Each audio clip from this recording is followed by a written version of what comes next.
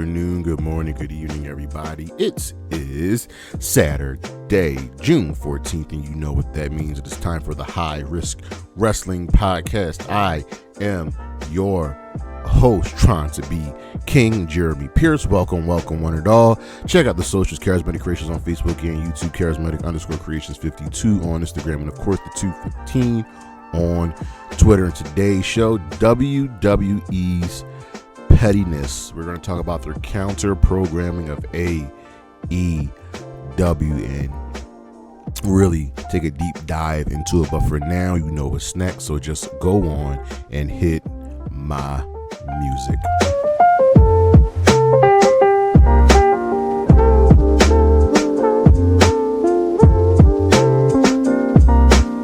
All right. With this list, we got the 5 most anticipated upcoming shows. We start number 5, AEW Grand Slam Mexico. I like that Grand Slam has started to become a foreign event taking place in other countries, and this one is no different. Grand Slam Mexico is taking place in Mexico City, Mexico, in conjunction with AEW's longtime partner CMLL. Taking place, ready for this, at Arena Mexico. Is one of the first, it is actually the first televised event in the country for AEW in Mexico, and the first time Grand Slam will be held twice in one calendar year, because remember we had Grand Slam Australia back in February. They have pretty much sold out Arena Mexico, as it is a very, very large stadium, and AEW knows how to work with their Mexican fans and their Mexican audience. We have a nice solid card coming up for it. It's going to be such a fun event. And number 4, WWE's Saturday Night Main Event. Now, we're never really looking forward to these because they're nothing more than glorified house shows with a lot of promotion and a lot of commercials, and not a lot of wrestling. But this one is special because it will feature Goldberg's, well, we're speculating that it will feature Goldberg's retirement match as he takes on Gunther for the World Heavyweight Championship. And it might seem a little odd how we got here, but we'll actually talk about that a little bit later in the show. Number 3, WWE Evolution 2. The second all-women's pay-per-view is finally upon us, and the card will probably shape up really nice with the combination of TNA talent, WWE talent, and NXT talent. I cannot believe it's been almost 10 years since the last Evolution, and that's just not good, but I'm excited to see the women really get time to shine. The true question is, what will be the main event? Number 2, WWE Night of Champions. This is a really important show, not because it takes place in Blood Money, but because it is the finals of the King and Queen of the Ring tournament, and will also feature John Cena versus CM Punk for the WWE Championship. Those 3 matches alone are worth the price of admission. And number 1, AEW All In.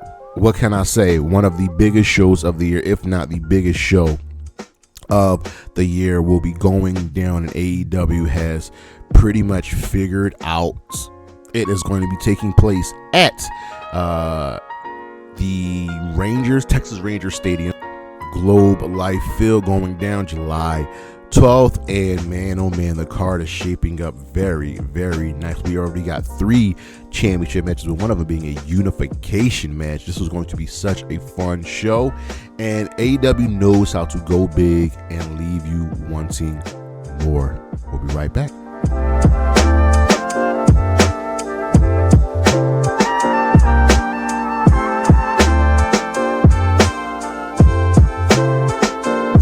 People over there, what's up? If you see me, stand up and say what's up. The spotlight is back, and it's shining on none other than Ron the Truth Killings. This man has been brought back to the WWE for one last ride after his release, his contract not being renewed. There was an outcry, not just from the fans, not just from those outside of the WWE, but those within the WWE, saying, why would you do this? How could you do this to this man? So many went to bat for him, and I do not believe the WWE expected a revolt like this. So with Ron Killings being back, who is funny but is no longer a joke, combining R-Truth and Evil R-Truth and Ron Killings from TNA, who's a 2-time world champion representing the NWA. This is a man who is going to give you the best. The promos are there. The story is there. Now the intensity is there and the action is there. And we are truly going to see what happens when you are given that shot. Ron Killings has been a stalwart in this industry, and now for one last ride, he gets to show what's up.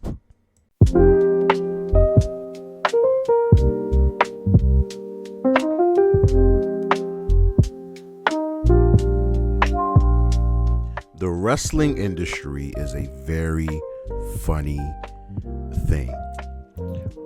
For a long time, up until 6-7 years ago, the WWE was the only game in town. After eliminating WCW and ECW and TNA failing due to their own hand, it was just the WWE.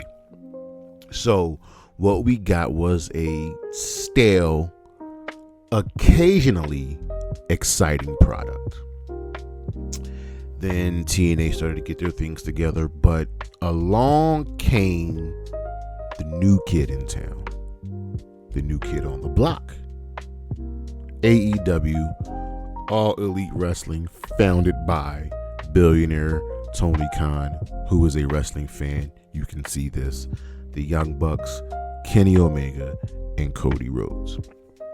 And with this new company, right, which featured some of the top independent talent now under one roof, and former WWE talent under one roof, the WWE had no choice but to be better. Now, it was always going to be hard because of Vince McMahon. Everything starts and stops with him, and he does things for his own vices, with his own mind and enjoyment, right? So AEW comes along and they're hot right out of the gate, and they're still here. Not perfect, no company is, but because of AEW being here, it forced the WWE to be better. Fans, we've already talked about the tribalism, wanted one thing. The good fans wanted one thing. They wanted the WWE to be better. And when you finally have competition, you are forced to be better. So, when the WWE were faced with a challenge, they rose to the occasion because we got to see them be better. But now they've become petty. We've seen what happens with counterprogramming, and that's what we're talking about today. So, where did it start? Well, first we can go all the way back to the Monday Night Wars. We don't need to rehash any of it. The WWE, at that time WWF, and WCW were going head to head on Monday nights. Counter programming. TNA tried to do it when they had Hulk Hogan and Eric Bischoff involved, moving Impact from Thursday nights to Monday nights. They ultimately failed. And then along came this little t-shirt company in AEW. So their flagship show, Dynamite, debuts Wednesday nights. Wednesday nights. It's the perfect time slot. There's nothing on. And for the longest time, right, NXT was airing directly online on the network, right? And then we got our reboot. And when AEW debuted, WWE decided, you know what, we will have NXT go up against AEW. You know what, that was a faulty decision, but I can see why they did it. This new up-and-coming company against our established development brand, the Black and Gold, doing everything they can to snuff out the competition. And this started the Wednesday Night Wars. Okay, and with AEW coming on TNT, going opposite NXT on USA Network, it was all about the ratings. This was the real true first direct competition since TNA tried going up against WWE on Monday nights. So we have the Wednesday Night Wars, and how is it ultimately playing out? The debut of Dynamite was great, averaging 1.5 million viewers and then bottoming out right around 900,000 viewers. And the WWE started calling NXT their third brand. They were never the third brand. They were your developmental territory. And they had, Shayna Baszler and Becky Lynch and a whole bunch of stars on their show. But what ultimately snuffed everything out was the pandemic. NXT and Dynamite had to broadcast in empty arenas. And Dynamite did something very, very special, very, very different. Because both shows were filmed in Florida, there was a little bit of lax in who can be where. And what AEW did was have their wrestlers and certain fans in the audience with their mask. And it worked. They were putting on the better show. And NXT just couldn't compete. They were losing week in and week out in the ratings. Ultimately, that forced NXT to move to Tuesday nights in 2021, and it ended the Wednesday Night Wars. That was it. It was over. So their first shot at trying to counter program AEW ultimately failed. Then they took another shot on October 10th, October 15th. WWE had to air their last 30. They had to air part of their show on Fox Sports 1. This is when SmackDown was coming on Fox. Rampage had already debuted at that time. So now they're trying to counter program AEW again. So what do? WWE announced supersized SmackDown, right? And the show featured King of the Ring semifinal match, a handicap match with Shayna and Sonya versus Naomi, a Queen's Crown semifinal match, SmackDown Tag Team Title Street Fight. I believe Brock and Roman started the 10 o'clock hour, and the main event was Becky and Sasha for the SmackDown Women's Championship. It was a number one contenders match. All great, all good. But what did AEW do? Well, when it was announced that SmackDown will go opposite the first 30 minutes of Rampage, AEW said, we'll just have a buy-in on YouTube. And for those that are uninitiated, the buy-in is a term AEW uses for their pre-show. They either call it the buy-in or they call it 0 hour. So what did they feature on their buy-in. We got Ty Conti versus Santana Garrett. We got Bobby Fish versus Lee Moriarty. Okay, those are two fine matches. But what they gave us on free TV leading into Rampage was Bryan Danielson versus Minoru Suzuki. Two of the all-time GOATs. That's what they gave us. And ultimately, it was the better show.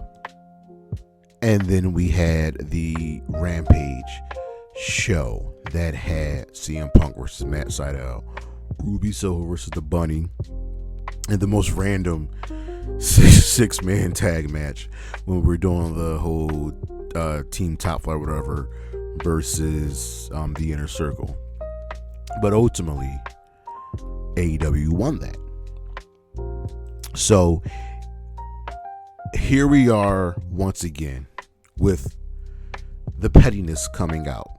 Now, is it the WWE being petty, or is it WWE finally acknowledging that AEW is competition? Because they already acknowledged it in the pocketbooks when we heard about them being upset that Swerve, someone who they had and let go, receiving a top tier contract. So, what are our most recent examples? This past month, AEW gave us Double or Nothing. That same weekend, the WWE counter-programmed them. First, they gave us NXT Battleground. And NXT has been, honestly, on a roll. They've been truly, truly killing it. And we don't have the takeovers anymore, but they do give us a proper pay-per-view show.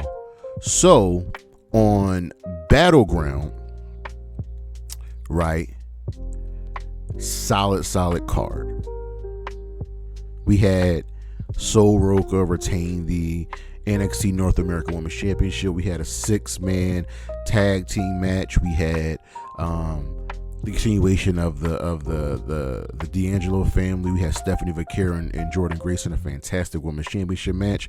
We had Obafemi defend the NXT Championship against Miles Bourne, and we had Trick Williams make history and defeat Joe Hendry to win the TNA Championship.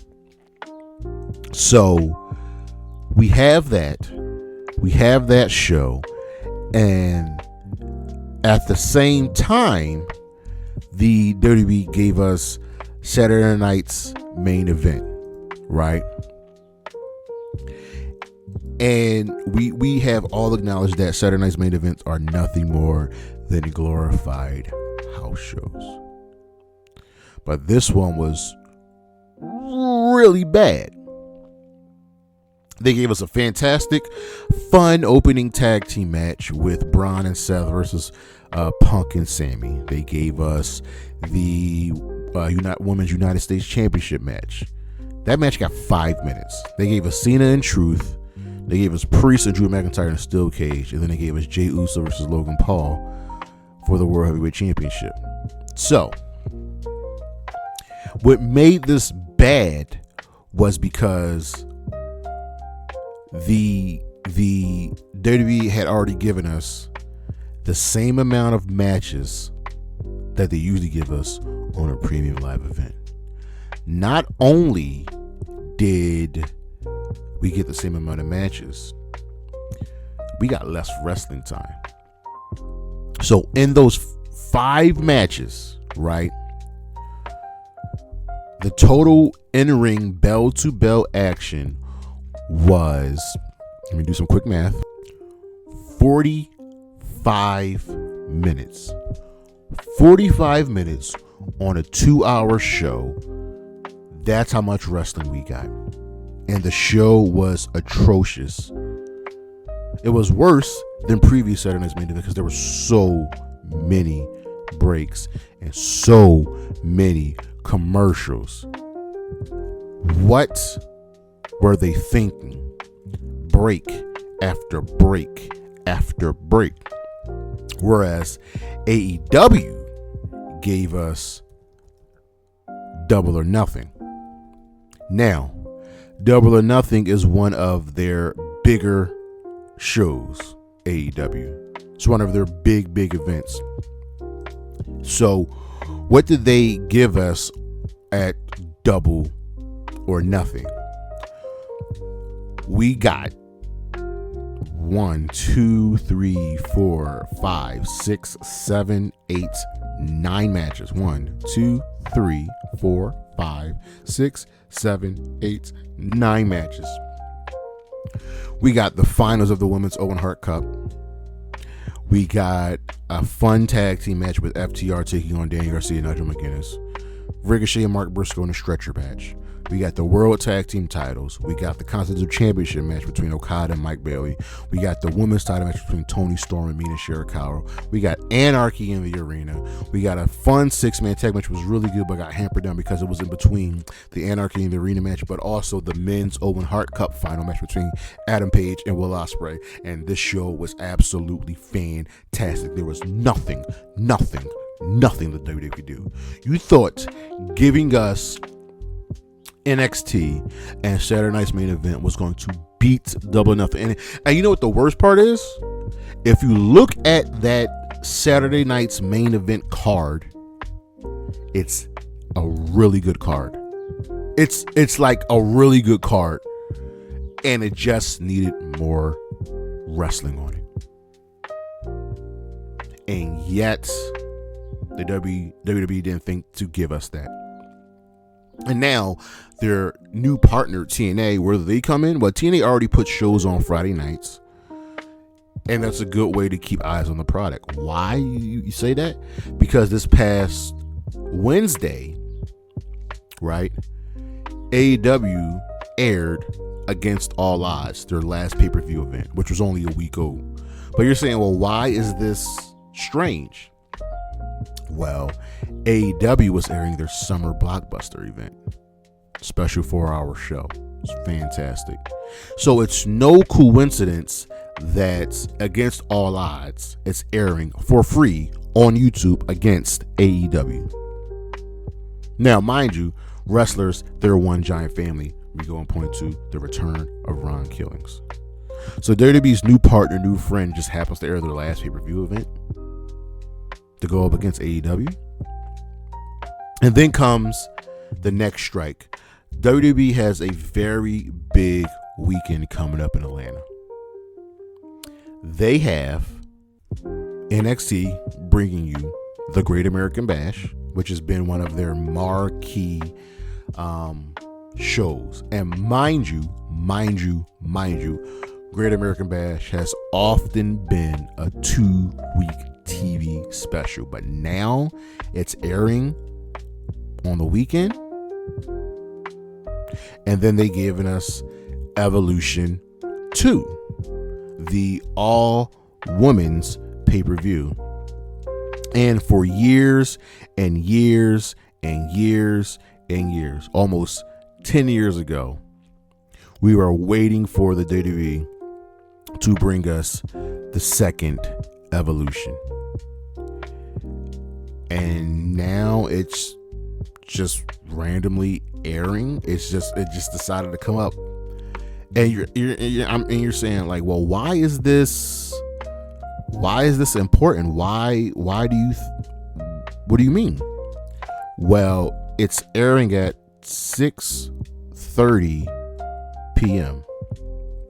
And you're saying, well, why is it airing at 6:30? All In is taking place in Texas, and it's airing at a special start time at 3 o'clock. So NXT is airing during All In, and then they're going to use Evolution to come on after, during that part. And then what we got going down later in the evening, right, is Saturday night's main event, featuring the speculated Goldberg Gunther match. Why? And we're here because you had Jey Uso lose the championship to prop up Goldberg versus Gunther, and Goldberg versus Gunther didn't need to feature the championship. It just didn't. This goes back to when Vince McMahon had Brock Lesnar squash Kofi just to prop up his match versus Cain Velasquez at Blood Money. They just did the same thing to Jey Uso. Even though Jey Uso went out as a fighting champion, we are here once again. So, what's the fan response? Pretty much calling it WWE. It's petty. Counter programming does nothing. If fans want to watch AEW, they're going to watch AEW. Fans want to watch NXT, they're going to watch NXT. Fans want to watch Evolution and Saturday Night's Main Event, whatever they want, they'll do it. See, ultimately, this is a good thing for AEW, because now you're asking yourself, well, why does the WWE do this? Because they're scared and they know they have a challenge on their hands. We even believe that there's a chance WWE could try to counter program AEW again, because later this year, because AEW has a residency at the 2300 Arena in Philadelphia, the legendary former ECW arena. And it's not a good look for the WWE to just be this petty. AEW is going to give you a fine product every single time they have a big event. And now, after fans have been begging and pleading for another Evolution event, you just randomly decide to have it go up against AEW. You're trying to eliminate AEW with counter programming, and it's not going to work. Lean into your strengths and just be honest. And listen, will it stop? No. I don't think it will. I think the WWE are going to do everything in their power to try to eliminate AEW, and I'll give you a small reason. Because of who owns the WWE, TKO. Because of TKO's business practices with UFC and how they pay their fighters, we know that they don't want to pay the wrestlers top dollar. But as long as there's competition like AEW, well, you gotta spend the money. But that is a different discussion for a different day. The WWE's pettiness and their counter programming won't stop. And you know what AEW is just going to do? Chug along, putting on their show, giving you top competition, a top quality product. Now it's up to WWE to decide how do they truly want to be remembered in this aspect. Because counter programming does nothing. Fans are going to pick and choose what they want to watch. And WWE is already going out of their way to try to snatch up, well, AEW competitors, partner competitors. They already bought AAA, which is a competition with CMLL, and CMLL is a top Mexican promotion. I wouldn't be surprised if you found out WWE is partnering with Marigold. I wouldn't be surprised if they go out and try to get a British promotion to compete against Rev Pro, and a Japanese promotion, maybe All Japan, to compete against New Japan, and maybe one more independent promotion to compete against Ring of Honor. So we'll see. We'll see what goes down, because I assure you, WWE is going to try to counter program them again. And if you look further at what AEW has coming up later this year, I guarantee you there's going to be another counter program. Just wait. Whether it's against Forbidden Door or Dynasty or All Out, WWE is going to make another move. But that is our show, ladies and gentlemen. Thank you for listening. Thank you for watching. Look on the screen what we got coming up. It's going to be a good time. Check out the socials, Charismatic Creations on Facebook and YouTube, Charismatic_Creations52 on Instagram, and of course the 215 on Twitter. And as always, Bailey, Isla Dawn, Priscilla Kelly, Chris Statlander, Willow Nightingale, and Anna J. Holla at your boy. Peace.